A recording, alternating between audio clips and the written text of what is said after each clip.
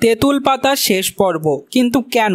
সম্পূর্ণ জানতে হলে চ্যানেলটি সাবস্ক্রাইব করে ভিডিওতে লাইক দিয়ে দেখতে থাকুন। যেই সিরিয়ালেরই টিআরপি কম, স্লট হারা, সেই সিরিয়ালটিকেই আগে আগে শেষ করে দেয় চ্যানেল। শেষ করে দেওয়ার সঙ্গে সঙ্গে নতুন সিরিয়াল স্টার্ট হয়ে যায়। সেরকমই একটা নতুন সিরিয়ালের প্রোমো অলরেডি রিলিজ হয়ে গেছে। তার নাম রানী ভবানী। স্টার জলসার পর্দায় খুবই শীঘ্রই স্টার্ট হতে চলেছে সেই সিরিয়ালটি। আর ওই নতুন সিরিয়ালকে জায়গা করে দিতে শেষ হতে হবে তেঁতুল পাতা ধারাবাহিকটিকে। কিন্তু চ্যানেল এখনো কনফার্ম করেনি প্রোডাকশনকে। তেঁতুল পাতা সিরিয়াল যেহেতু স্লট হারা, সন্ধ্যা 6টার সময় ঝিল্লি ঋষির জুড়িটা বেশ পছন্দ করছে দর্শকেরা। খুবই জনপ্রিয় হয়ে উঠেছে অনেকের মাঝে।